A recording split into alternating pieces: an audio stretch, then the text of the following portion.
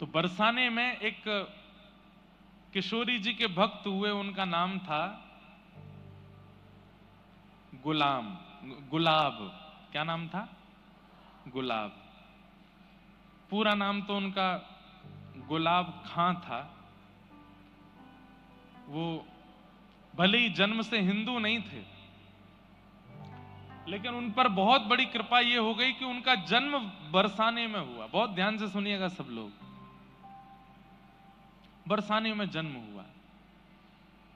आज भी पीली पोखर के पास में उनकी समाधि है, उनका चबूतरा है गुलाब खां का। बहुत ध्यान से सुनिए सब लोग, इधर देखो। तो उनके ऊपर कृपा ये हो गई कि वो ब्रज में जन्मे थे। भले ही जन्म उनका हिंदू परिवार में नहीं हुआ, लेकिन ब्रज में जन्मे, और ब्रज में भी बरसाने में जन्मे।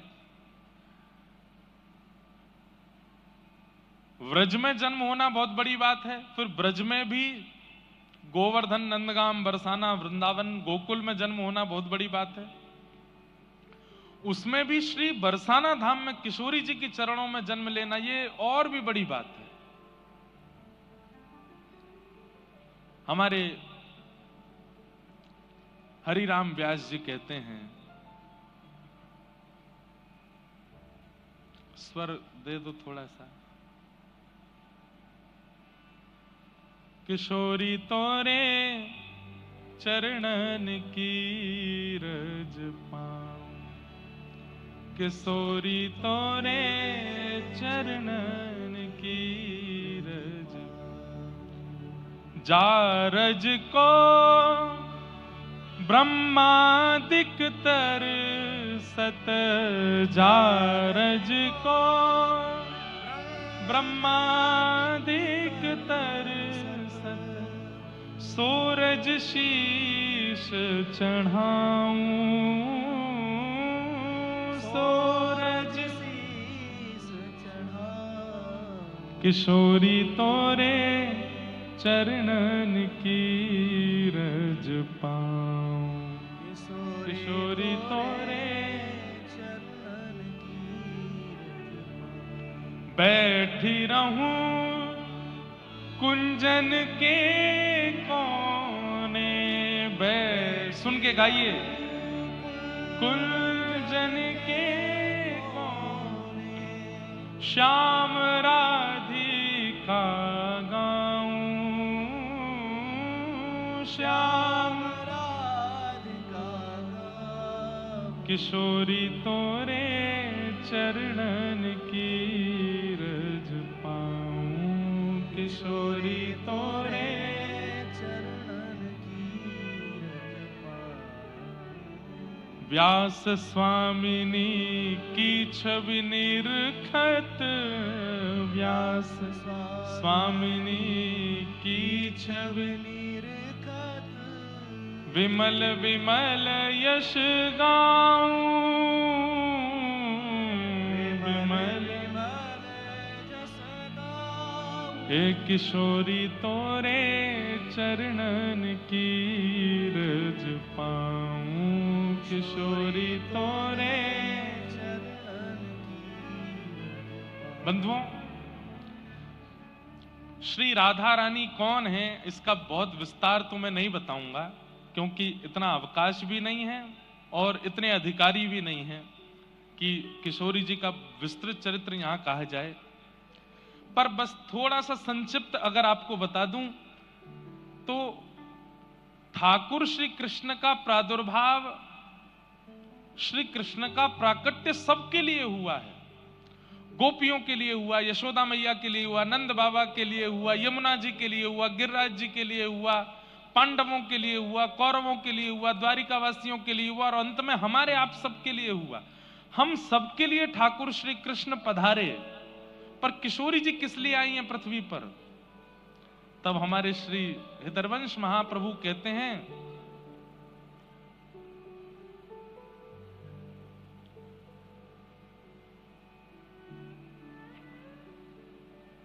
मोहन हित जन्म लियो श्यामा। ठाकुर जी के लिए जन्म लिया है किशोरी जी ने। किशोरी जी और किसी के लिए नहीं आई है, मेरे आपके लिए नहीं आई, वो केवल श्याम सुंदर के लिए आई हैं।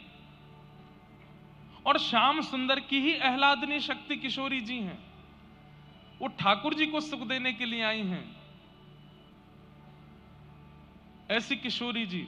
तो उनको समझना, उनका आस्वादन करना ये हमारा विषय ही नहीं है। वो ठाकुर जी के लिए आई हैं, बस वही उनको जान सकते हैं। पर मैं और आप तो थोड़ा बस प्रयास कर सकते हैं।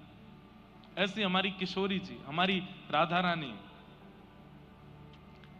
तो गुलाब खां, उनका जन्म हुआ बरसाने में।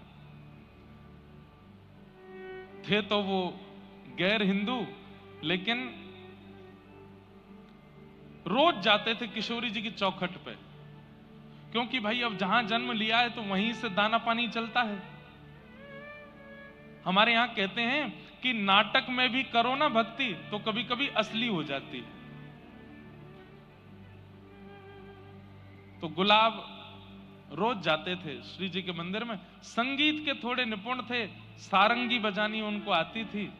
तो हमारी श्री जी के महल में जब समाज होती थी तो समाज में सारंगी बजाते थे, और सारंगी बजा बजा करके इतना राधा नाम सुना था, इतना राधा नाम सुना था कि अब उनको आदत ऐसी लग गई कि वो बिना श्री जी के दर्शन किए, बिना राधा नाम सुने रह ही नहीं पाते थे।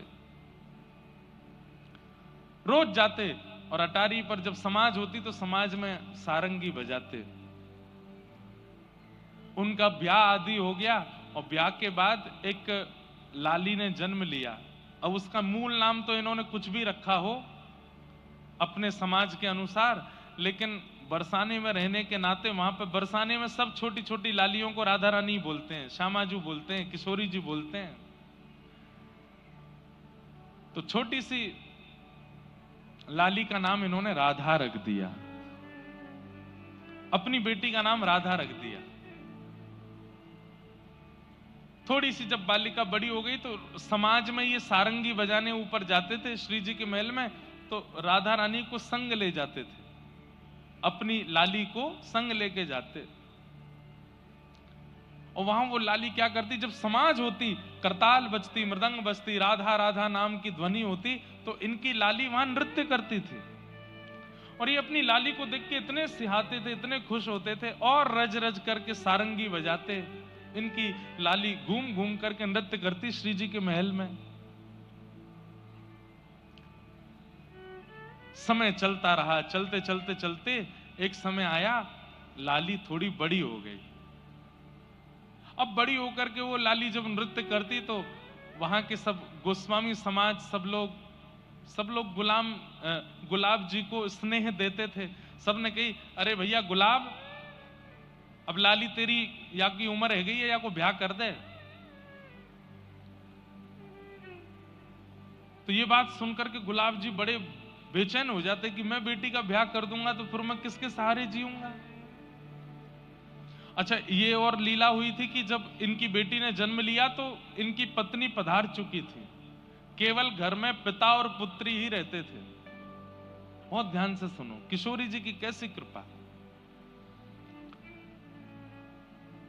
नित्य अपनी बेटी को देखते और वो नृत्य करती। सब लोगों ने कहा लाली का ब्याह कर दो, तो गुलाब जी और तो कोई बहाना नहीं देते, एक ही बहाना देते, मुझ पर व्यवस्था नहीं है, कैसे ब्याह करूं।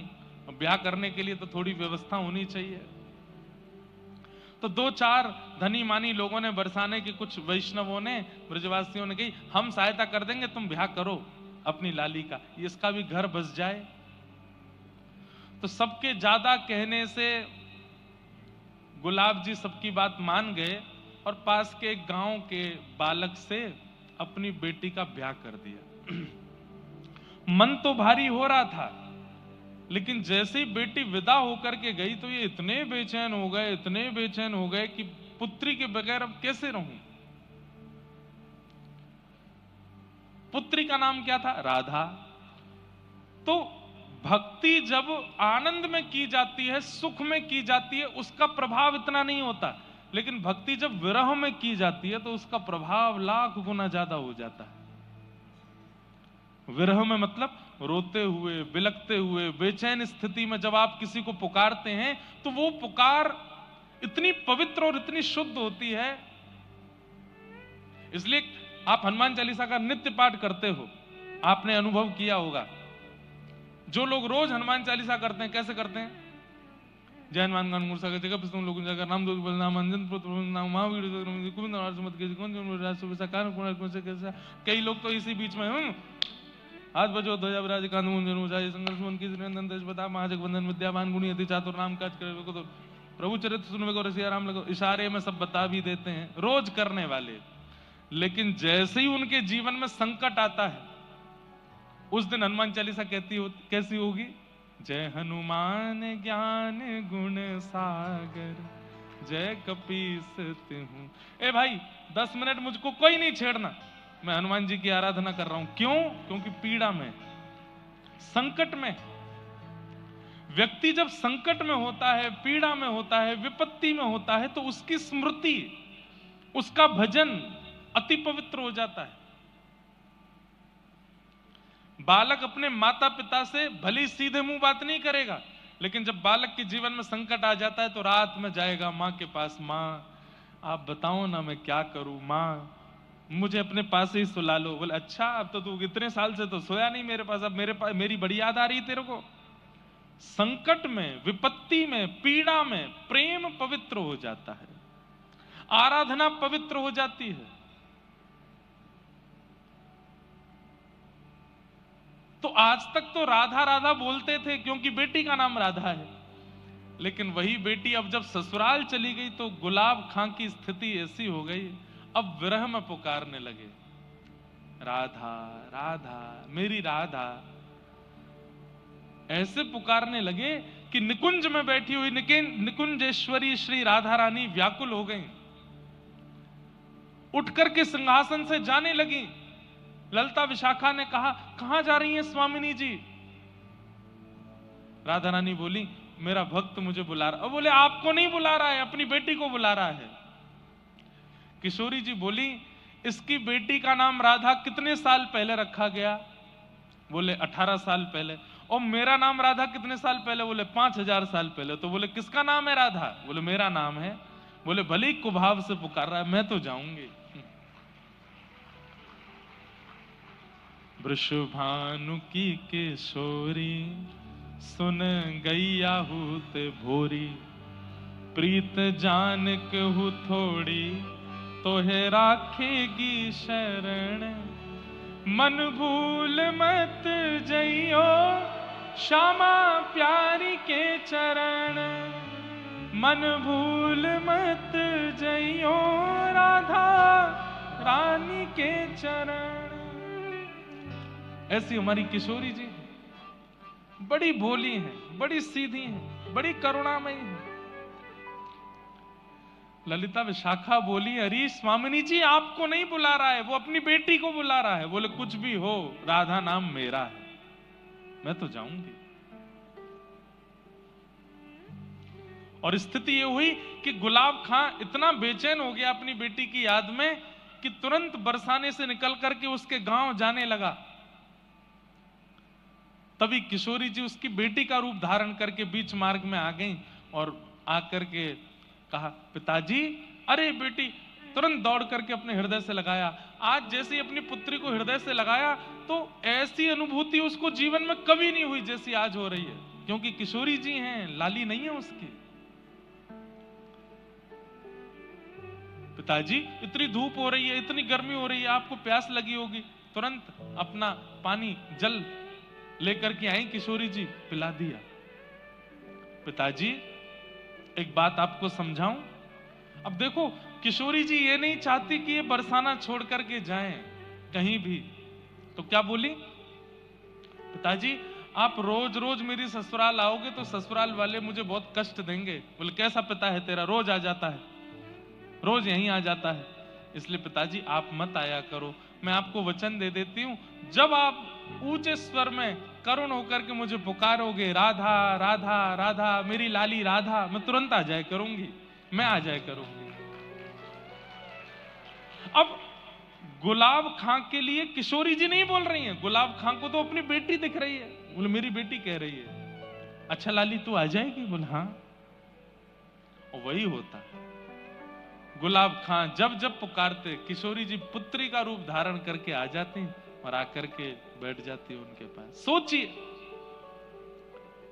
ना यज्ञ है, ना अनुष्ठान है, ना किसी भी प्रकार का कोई तप है गुलाब के जीवन में। केवल और केवल विरह भाव से करुण भाव की पुकार है।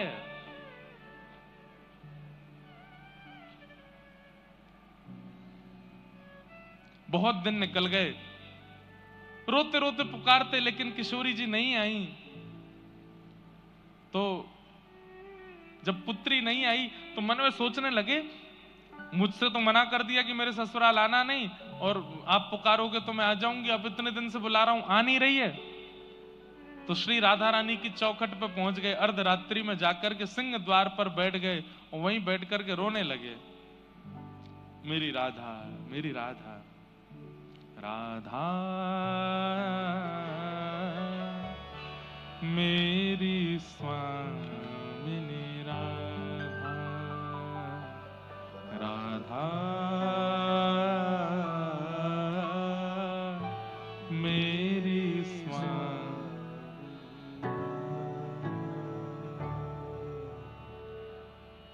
पुकारने लगे।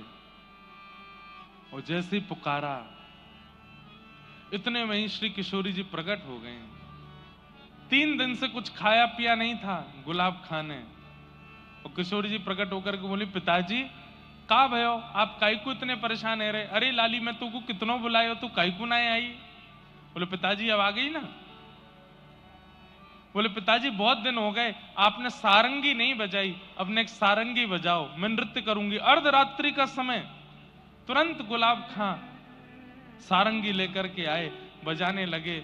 और छोटी सी उस आंगन में किशोरी जी ही राधा का रूप धारण करके, मतलब उनकी पुत्री का रूप धारण करके नृत्य कर रही हैं, और श्री गुलाब खां सारंगी बजा रहे हैं। आज इतने दिनों बाद गुलाब खां जी ने फिर से सारंगी बजाई और श्री राधा उनकी पुत्री के रूप में किशोरी जी नृत्य कर रही हैं। और नृत्य करते करते गुलाब खां जी को इतनी बेचैनी हुई कि मैं अपनी लाली को अपने हृदय से लगा लूं। तो तुरंत सारंगी रोक करके हृदय से लगाने के लिए दौड़े। उसी समय मंगला का समय हो गया। किशोरी जी के महल वृषभानु नंदिनी श्री बरसाने में मंगला का समय था। तो किशोरी जी नृत्य करते करते मंदिर की ओर दौड़ी। पीछे पीछे गुलाब खां भी जा रहे हैं। गोस्वामी ऊपर सेवा के लिए महल में जा रहे थे, उनको किशोरी जी नहीं दिखी, लेकिन पीछे पीछे राधा राधा कहते हुए गुलाब खां जा रहे हैं, वो दिखाई दिए। वो चिल्लाए भी, अरे गुलाब, अरे कहां दौड़ो जा रहा है, अरे कहां को जा रहा है? नहीं सुने, पीछे पीछे दौड़ते चले गए। पुजारी जी ने सोचा गोस्वामी जी ने कहीं जा रहा होगा। राधा वैसे भी अब जब से इसकी बेटी का ब्याह हुआ ये बेचैन ही रहता है, अपनी बेटी की याद में ही रहता है। ऊपर जाकर के गोस्वामी जी ने मंगला की। आपस में फिर चर्चा होने लगी, अरे आज सुबह सुबह गुलाब खां राधा राधा करता घूम रहा था, दौड़ता दौड़ता कहीं जा रहा था, पता नहीं कहां गया। 1 दिन 2 दिन 4 दिन 5 दिन 10 दिन हो गए। सबने पूछा कि भाई आजकल गुलाब खां दिखाई नहीं देता, कहां गया? ढूंढा भी लेकिन मिले नहीं। महीना 2 महीना बीत गए। बोले भैया आजकल गुलाब खां कहां हैं? बोले पता नहीं। तो फिर ऐसी वार्ता हुई कि हो सकता है वो अपनी पुत्री को इतना याद करता था, उसके विरह में हो सकता है प्राण निकल गए हो, पता नहीं कहां है, उसका शव भी नहीं मिला। उसकी पुत्री के यहां जाकर के पूछवाया, बोले तुमको अपने पिता का कुछ अता पता है? बोले कि नहीं, यहां तो कब से नहीं आए, वो महीनों से नहीं आए।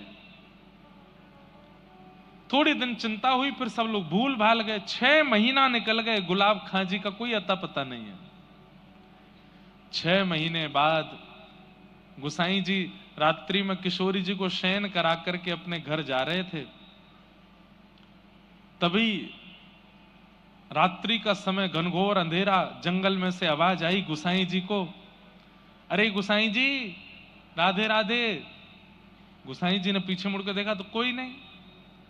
बोले कौन है भैया, कौन राधे राधे कर रहे हो? बोले अरे मैं हूं तुम्हारो गुलाब। बोले गुलाब कहां है भैया तू? बोले मैं यहाँ हूं, इधर देखो। तो देखा तो एक निकुंज में एक झाड़ी के अंदर बैठे थे। बोले गुलाब, तेरी तो भैया पूरे बरसाने में ऐसी चर्चा भई कि तू तो पधार गए हो, तू तो मर गए हो, तू यहां कैसे? तब उन्होंने पूरा वृत्तांत बताया। बोले कि मेरी मृत्यु नहीं हुई, 6 महीने पहले रात्रि में किशोरी जी ने सारंगी बजवाई और मेरी पुत्री का रूप धारण करके इतने दिनों तक किशोरी जी मिलती रही मुझसे। मैं उनको अपने हृदय से लगाने के लिए पीछे दौड़ा, निकुंज में प्रवेश कर गई और मुझे भी निकुंज में बुला लिया। मैं मरा नहीं हूं, मैं कोई भूत प्रेत नहीं बना हूं, मेरे प्राण नहीं निकले हैं। किशोरी जी ने अब मुझको निकुंज में सारंगी की सेवा दे दी है, मैं निकुंज में पहुंच गया हूं और मेरा एक नाम रख दियो है। बोले कहा? बोले मेरो नाम रख दियो गुलाब सखी, गुलाब सखी है गई हूं सुबह। और इतना कहकर के वो अंतर ध्यान हो गए। सुबह पुजारी जी ने ये बात सब गोस्वामियों को बताई, बरसाने के लोगों को बताई। और आज भी बरसाने में वहीं पीली पोखर के पास गुलाब सखी जी का चबूतरा है। समाधि नहीं है उनकी, क्योंकि उनका देह तो मिला नहीं, केवल वहां वो गुसाई जी को दिखे थे, इसलिए यह माना जाता है कि वो यहीं कुंज निकुंजों में प्रविष्ट हो गए। सोचिए, एक नाम पुत्री का रखने मात्र से और उस नाम को विरह वेदना से बुलाने मात्र से किशोरी जी की कैसी कृपा गुलाब सखी के ऊपर हुई कि उनको निकुंज की प्राप्ति हो गई।